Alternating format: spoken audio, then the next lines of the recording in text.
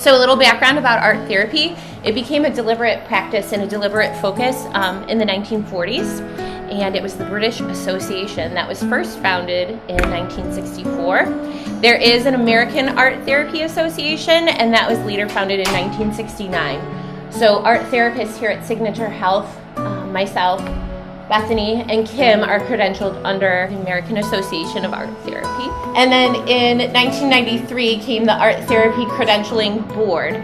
So when you see after our names the ATR, that stands for Art Therapist Registered, and then furthermore you can take a test to be licensed and board certified. So the reason for the Art Therapy Credentialing Board, it was founded to protect the public and promote ethical practices in art therapy, meaning we studied, we went to school, we gained an education, and we're using art therapy in a way that will benefit clients and an understanding of how it can benefit clients. So all of the art therapists at Signature Health have gone to Ursuline. Ursuline's mission statement for art therapy and counseling is to provide education and training in professional, clinical, mental health counseling and art therapy. Students learn to aid clients in exploring personal potentials and problems through both verbal and visual expression. This is a fun fact that I don't think many people know. Ursuline is only one of 35 universities that's offering an accredited program in art therapy, which is a master's degree, which is how you're licensed in art therapy. And Ursuline is the only college or university in the state of Ohio that can provide that. So anyone who's looking to become an art therapist, they only have 35 choices. In Ohio, they just have the one. So we're really fortunate that we have that in Ursuline here in the area. At Ursuline, there's also different tracks and there's different programs. The track or the program that's most often taken, Bethany, Kim, and myself, is a 65 credit hour program in a master's degree in which you receive the education and the training to be a clinical mental health counselor as well as an art therapist. So it's actually twofold, and it's quite a lengthy program and a lengthy process. If someone doesn't want to do the LPC part of the program, they can just do an art therapy track, and you can go to Ursuline to become a credentialed art therapist. That's only 55 credit hours. It's not much shorter, but I'm not sure if many of you know of Sarah Shearer. Sarah was a case manager in Willoughby, and I'm sure some of you are aware of the internship and the scholarship, which Bethany had the honor of receiving most recently. It is named in Sarah in her honor. This picture was taken in Italy, and this is the last photograph that was taken of Sarah. She was on vacation with her husband, and immediately after this picture was taken, Sarah was swept away by a wave, and she passed away. So Sarah was a case manager in Willoughby. She was a student at Ursuline. She was the first person I met at Ursuline. The scholarship was put in place in her name. This September is the 10th anniversary of the loss of Sarah. And as I said, there have been many interns who have had the honor of receiving the scholarship and the internship. Strangely enough, last week I had a conversation with Dawn and with Tracy Dorn in Willoughby, and I was telling them talking about art therapy, and they asked me if I was going to talk about Sarah, and I wasn't sure because it's difficult, but I think it's important for our staff to know not just that we have a scholarship, but why we have a scholarship.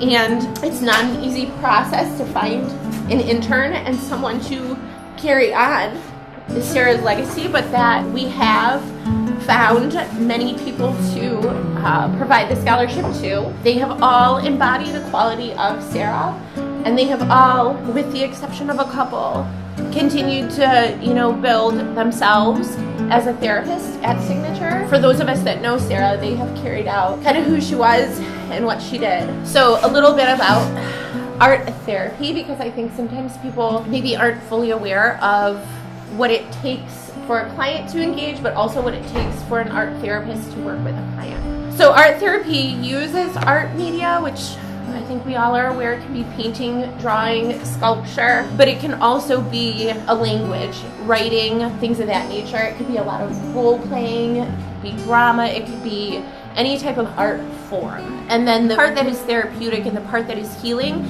is not just what a client creates, but it's also their process throughout. It's also important to know that art therapists are trained both in therapy, but also in the clinical counseling aspect. So there still is a major part of art therapy that is insight oriented. A lot of times there's a misunderstanding that art therapy is, well, this client is unable to verbalize, or this client is nonverbal, we'll have them engage in art therapy. But unfortunately, that's not necessarily true, and sometimes that can be more difficult in art therapy. A client can become frustrated if they can create something, but they aren't able to express what they're creating. And as art therapists, we're not looking at artwork to interpret it, we're looking at it as a tool. So it's important to remember that clients, when doing referrals for art therapy, still need to have some awareness. They have to be able to identify these things, and there is insight that's needed and that can grow. And then gets on the point of, it's not an art lesson. Clients don't have to be good at art. They don't have to be artists. They don't have to be skilled in drawing. It's not about how well they do. It's about how they use the process. And that's something that can be taught by art therapists, but it's not the main focus. So we're not providing an art lesson.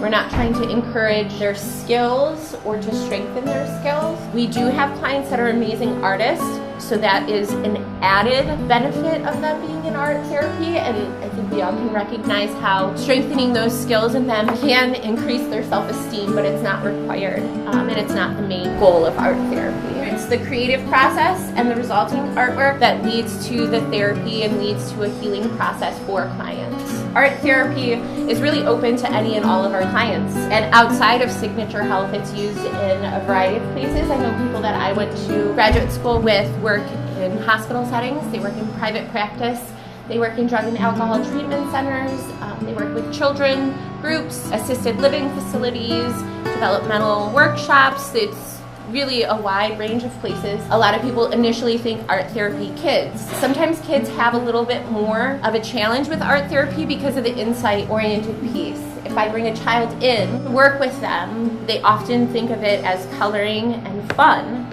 So the therapy part is missing. Not that it's not therapeutic for them at times, but in our setting, it could be more of a challenge. Under the umbrella of art therapy, there is art therapy, which is what I mentioned about the insight-oriented. And then there's art as therapy, which is maybe less of the insight-oriented and more of just using the process. The best thing I could think of is adult coloring books.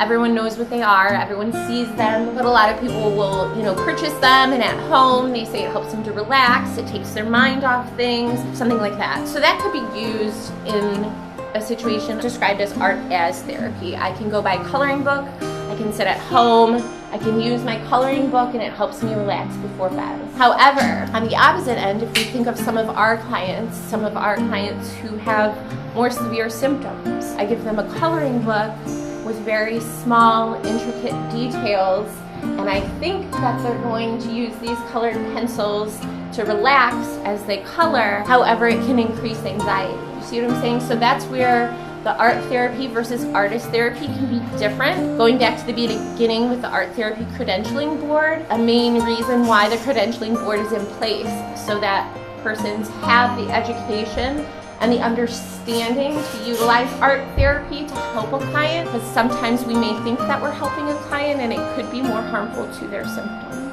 Just some information I found in the adult coloring books, and it can be a useful supplement. I don't discourage anyone against them, I just think that you have to understand your client or anyone in the community or you yourself in using them and how they can affect you. The quote that I put there, coloring actually reduces the activity, so that's part of the reason that it helps to calm you down.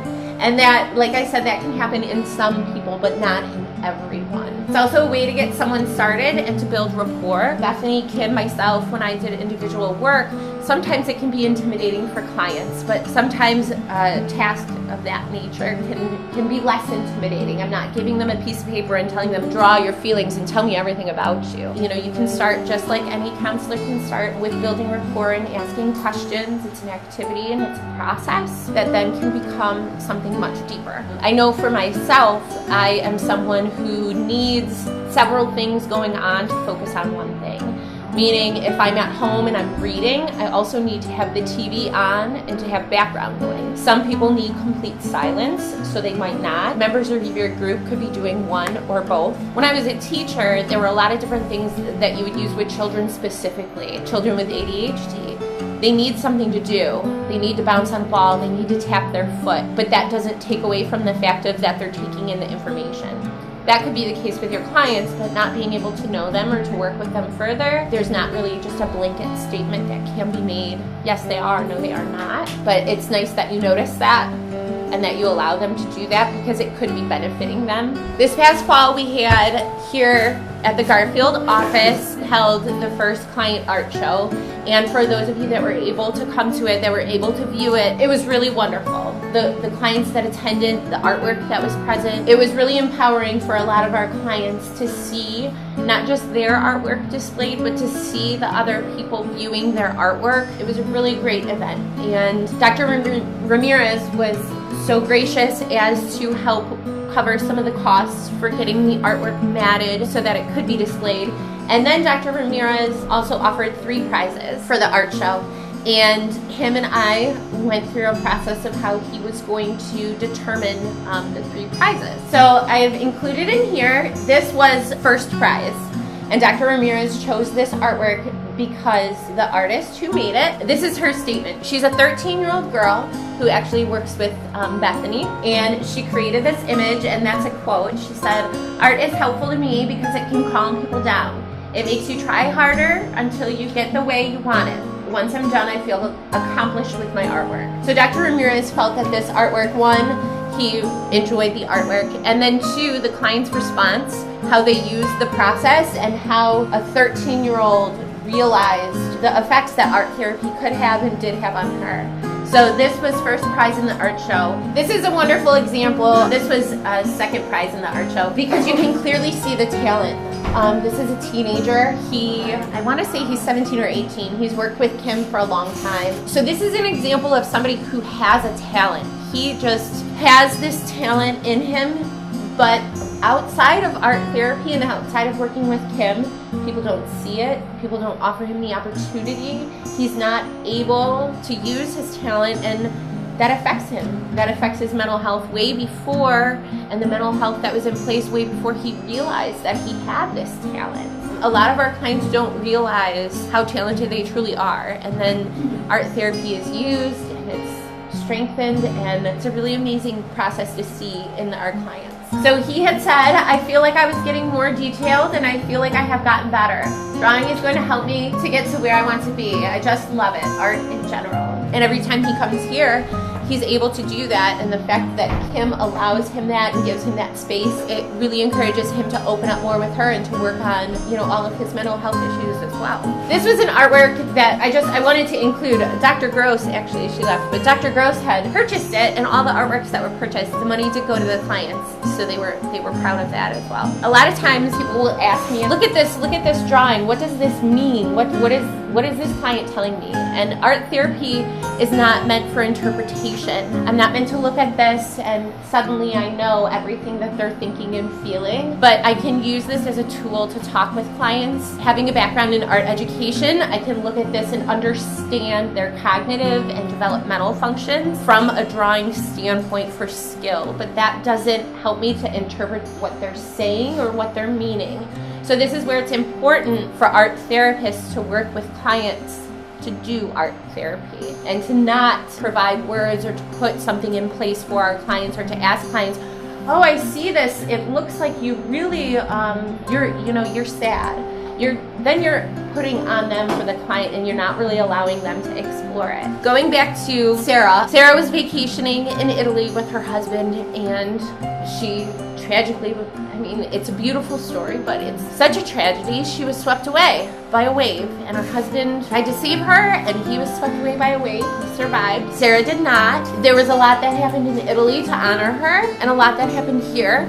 Jonathan and Sarah's mom created this scholarship and this internship. In Italy, they have plaques at a park. There were newspaper articles, and reporters and Sarah's mom all went to Italy and talked about, how the community in Italy just didn't even know her and yet came together. And it's just the type of person that Sarah was. So the scholarship is in place, and part of Ursuline's program includes a thesis project. And having been our most recent recipient, Bethany, This is Bethany's thesis was on eco art therapy. I'm not sure if all of you are aware, she worked with a small group of clients here from the Garfield office in Garfield Park, and she utilized eco art therapy. And if you have questions about that, you can further ask her. This is an image of, I got to go with Bethany to see the clients doing the work, to see the clients creating art in the park using, you know, the materials in nature. So this is a mandala that the women created at the end